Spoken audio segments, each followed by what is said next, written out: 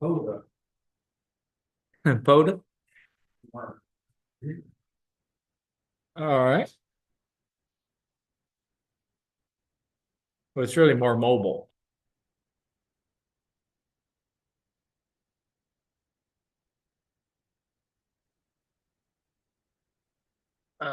So we'll talk a little bit about mobile radio installation and the power connections. Um, you shouldn't use the auxiliary power connector, which you used to call cigarette lighter plug. It probably doesn't handle 20 amps. Go once. Once. Once it will. Which of the following direct fuse power connections would be the best for a 100 watt HF mobile installation? Yep. Everybody should know that. Why should DC power for a 100 watt transceiver not be supplied by a vehicle's auxiliary power socket? I like D. You don't think it'll overheat the engine? Oh, I got damn it. We talked about the noise sources. You got the charging system, basically the alternator. You actually have a pump motor and a switch, usually in the gas tank on the modern cars, that's creating noise. The computer itself, even though I think they're fairly well shielded, is probably still generating some noise. But I don't notice it because it doesn't have that much effect on FM. So I can't tell the difference whether I have the car running or not, as far as any noise. If you had an EV, the first two items probably would not be, And they're talking about HF, so I don't have an HF in my car, so I don't know. I should ask Tom. He's one of our members. He's got a whole radio station in his car. A 9700 and 7300, about 5 antennas, let's say, and a computer. talk to Chuck. Yeah, you can't put more than 10 amps on. Which of the following may cause receive interference in a radio installed in a vehicle? All of the above. Mobile antennas are usually a compromise, especially on HF. It's kind of hard to drive around with a 40-meter dipole. The cars behind you might have a problem with that. Huh? The cars behind you might have a problem with that. So obviously they're going to be less efficient than a full-size antenna. And because of the fact that you're probably using a loading coil, it's going to reduce the bandwidth. So which of the following most limits an HF mobile installation?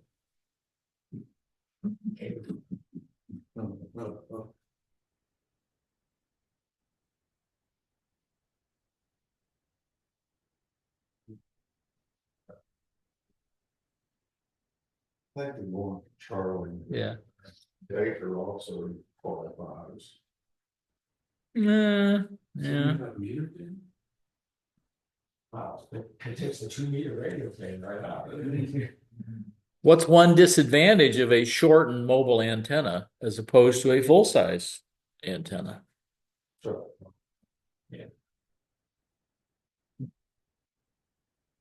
A lot of times you'll have a capacitance hat that is used to, and I always had a little trouble really wrapping my head around how adding capacitance could change the electrical length, but it does.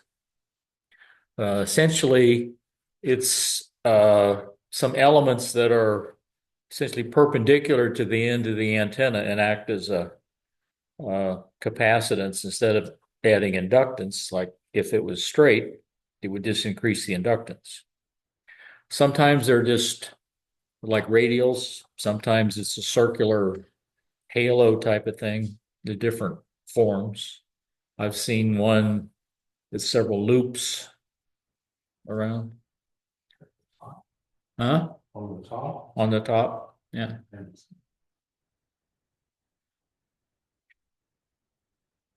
There's an example of one where they're kind of like radials, although that's not necessarily a mobile antenna, although it might be. I've seen cars and stuff like that. Find a way to install it. They need some guy wires, but you know, It could be a total reason. But those are considered capacitor bands. yeah. And they make those elements appear longer electrically. That's the theory. That would be Charles. You just gave us the answer. What's the purpose of a capacitance hat on a mobile antenna? A corona ball. I've never actually seen one. Do you? I had one. You had one? Yeah. You had discharges off your antenna? Oh, Well, I might have, but I never saw them. oh, okay. Well, it's not shadow, it's heat. Yeah, military antennas all have these. For mobile. Oh, is it so somebody didn't put their eye out, or is it actually because of supposedly, it spreads the energy density around the ball so you can have lower charge. So it's not going to create an arc where if you had a very small point, let's say, it can cause a corona. Because you could have several thousand volts on the ends of that antenna. Yeah. I don't want to. Bob, a pointed end is typically a cause of what's called field emission. But when it comes to a point like that, the E field intensity becomes real high and it emits arcs forever. I guess you can see them at night. So if you put the corona ball on there, you don't have to worry about it. So when I looked up for corona balls, that's what I found.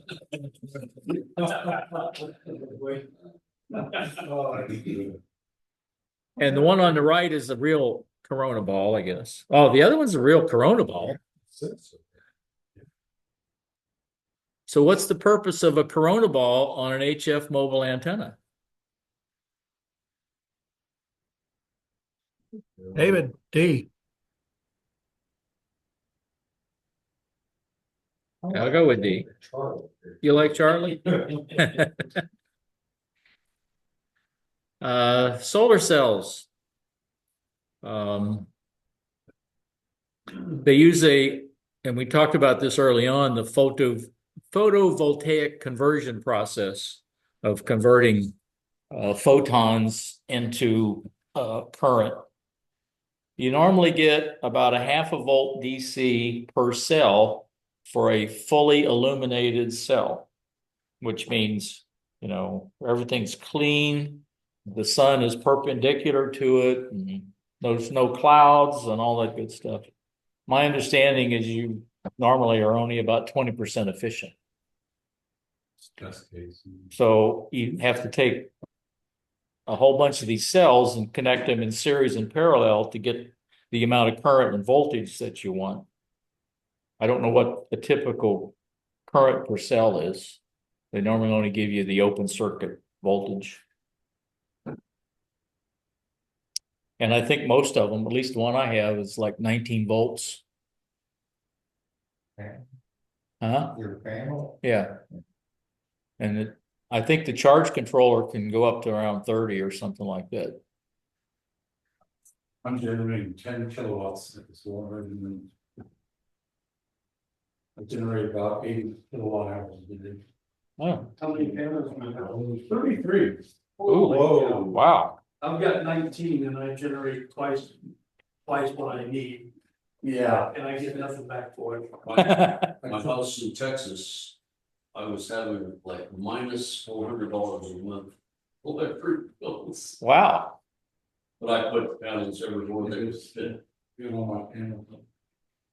How long did it take you to get back the cost? I don't know, I sold it before Oh. I. I don't think you ever recover the cost. Yeah, When I did it, it was 12 years, but No, the panels cost like $55,000, so it's gonna be a long time. Yeah. before you recover. Kinda like- saving gas money on electric cars takes a long time. well, we do charge our car every day, we just plug it in. We basically charge our car for free. The rest of it we send to FPL for free. And they give us credits, you know, watts, but I'm waiting for FPL to screw us.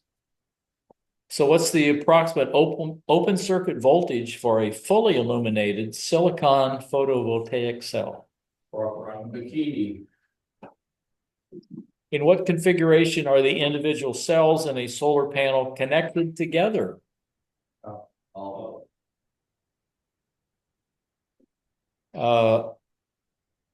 If you're charging up storage batteries, you need a charger. And you need one that is either specific to or has adjustments for different types of batteries. You need a different charge controller if you're doing a lithium iron phosphate as opposed to lead acid, or if you're doing nickel cadmium. Some of them you can program or have adjustments to select the type of battery. I think there's some that can even auto detect what the battery is. And Hey, it should be noted that using the wrong charger can cause a lithium battery to explode. yes, That's very bad. not a good thing. Although I don't know how bad the lithium iron phosphates are. I do know that lithium poly batteries are very, very bad. Lithium iron phosphate is relatively safe, but the earlier types that were sometimes put into RVs and things like that could cause serious, a complete vehicle explosion if a road service folk used a regular lead acid charger and connected to that thing. Yeah. So it's a serious concern, and you have to be very knowledgeable about what you're doing and very cautious about road service people. Well, I don't have an electric car, so I don't care. Well, RV auxiliary batteries. I don't have that either. Whatever. But thank you. Why should a series diode be connected between a solar panel and a storage battery that's being charged by the panel?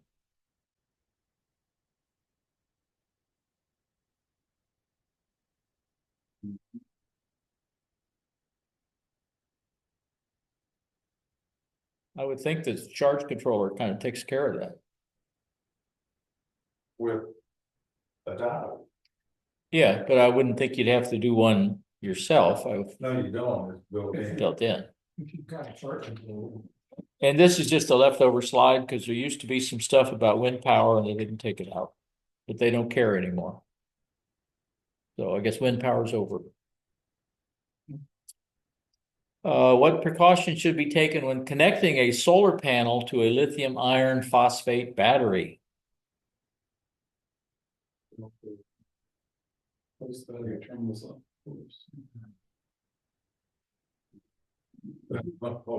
None of the answers are really, but there's one that's better than the rest.